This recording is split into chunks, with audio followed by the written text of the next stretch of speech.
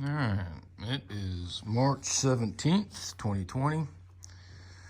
We are at the Herron Airport, and basically the closest little town to here is New Cumberland, West Virginia. We are here primarily on this mission is to introduce the next new aircraft to be incorporated into Crockett Leasing, aka Tailfeather. Tailfeather is a 1953 D35 Bonanza. It's got an E225 Continental big bore engine in it, 471 cubic inches, 225 horsepower for 5 minutes. From there it goes down to 185 horsepower, which means 2300 RPM and 22 inches of manifold pressure. So I think this thing gets flown a lot harder than that. But that's the rating on the engine, and it's rated for 80 octane, and it is STC'd for automotive fuel. So you can use pump gas in this aircraft.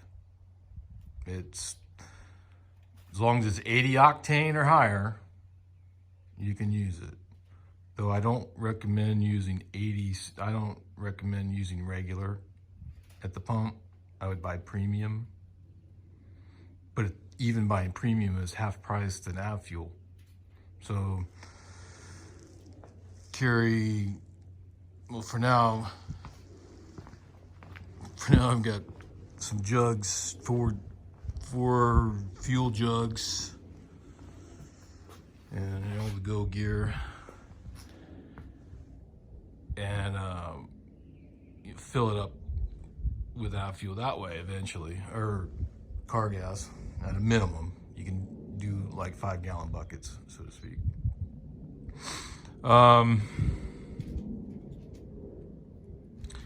So where Crockett Leasing is with this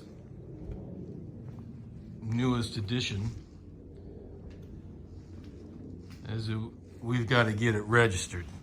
That N number, November 2156 Delta, because this aircraft had not been re-registered since the law of 2012, I think it is, or prior to that. Anyway, the law came out a few years back that if you didn't renew the registration, then it goes as an abandoned number. So up in Wichita, Kansas, at Beechcraft area, in the Cessna Textron area now, they acquired a new aircraft. It's quite a big, I can't remember the model number, but it's like a big twin engine airplane. Anyway, they now officially registered with the FAA as November 2156 Delta. So this tail number on Tailfeather is no longer a valid N number, even if I wanted it. So Tailfeather, basically, because it sat for 35 years right here. This aircraft sat for 35 years and no real corrosion except for where the mouse home was here on the end of the wing. And Steve and I have been working on that, and it's all cleaned in there. I'm gonna get it preserved with some ACF 50 and then re-rivet everything back together.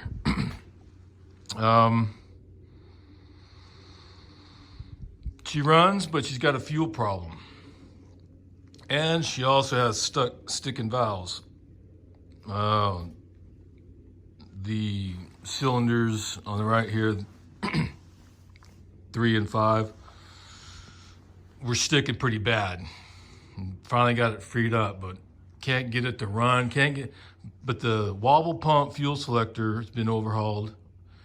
The electric, and then this also had an electric. So this in 1953 didn't come with an electric fuel boost pump. So this has been added to it. It's up under the dash. I had that overhauled.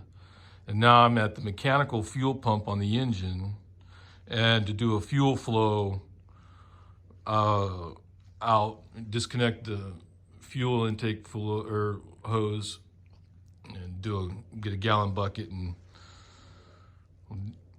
use a battery starter or a starter switch. When you clip on the starter, and then I'll crank it over and do a fuel flow.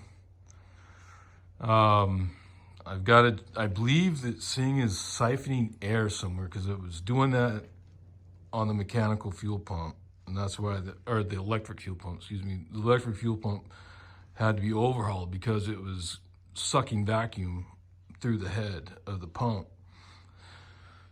And then it ran fine, so to speak. And then last time I came back here to operate this, it just barely operates, and it's acting like it's getting starved of fuel again. And it's got a new carburetor on it. Doesn't have the latest overhaul. It's not the most current overhaul rendition, but it's a brand new carburetor that had been preserved its whole, so the carburetor's good. Electric pump's good, but I got to fuel flow test it. So and then checking the fuel lines coming through the system, pressurizing the system. So the overflow or the return line from the carburetor gets dumped back into the left fuel cell. So I got to check it, the hosing, not just the pumps, but actually the hosing, and look for cracked or old hose that is broke and has taken a suction instead of pressurizing, or something, vice versa. Anyway, so tail feather here, I'm going to pronounce in its history, its life, is starting new. It died. It sat here for 35 years, and she keeled over. So now we got to take our time, work diligently, and go by the books.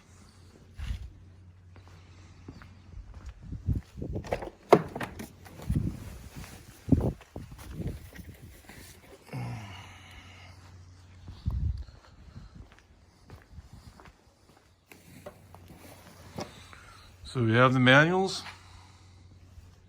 and everything. Homework has all been done. We have a strong understanding at the corporate level what needs to be done to tail feather to get her back up and get her back on life. And I gotta say, she's actually in pretty darn good shape overall. There's no corrosion. All the aluminum inside looks brand new. Just corrosion in the far wingtip where there was a mouse home, and the pee and the poop corroded the rivets. So cleaned all that out. I'm gonna re-rivet it. It's not, the corrosion wasn't too bad where it needs to be reskinned. But yeah, everything else is good. We're gonna do an annual. Basically, we're gonna walk through an annual. Got jacks. We're gonna do gear checks, grease everything, and check the fuel system. Got a collapsed strut on this side.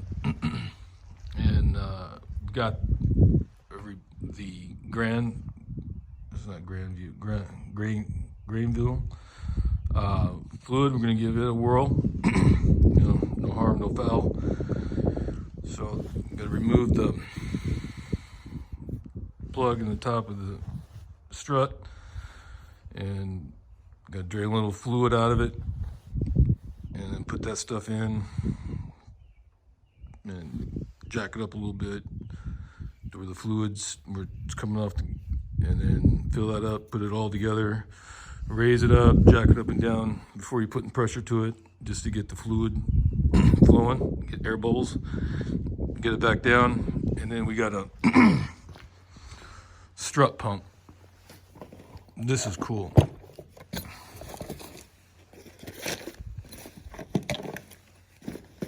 So what we'll have here,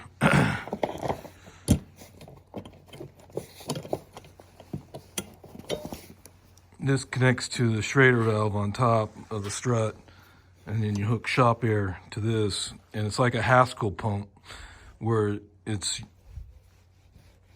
pumping away in here to create a higher pressure. So it just takes a little longer.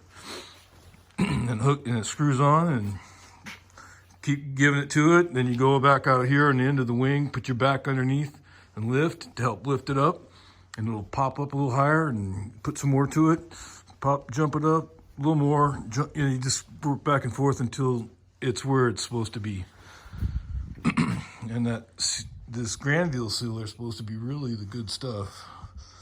I mean, it's got the best reviews in aircraft spruce on anything I've ever seen far as related to aircraft parts.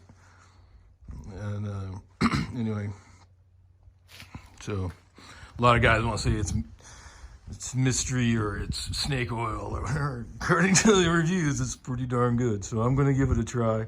I'm new to using it, so we'll see how she flies. But this has collapsed on its own, meaning Steve, before I came along and purchased it from from Jim's estate, came out here and had it all filled up, and it went down. We filled it up some more and went back down. So it's in this up and down mode. It's not just because it sat here and that's where it's at. They tried doing that. So we're gonna see if one more shot, or give another shot of life to it and see if that helps. If not, we'll peel her down to parade rest and overhaul it, or rebuild it, so to speak. Reseal it, we'll call it that. And if they find some bad bushings, we'll get them changed. But overall, I'm very impressed with this. That's it for now.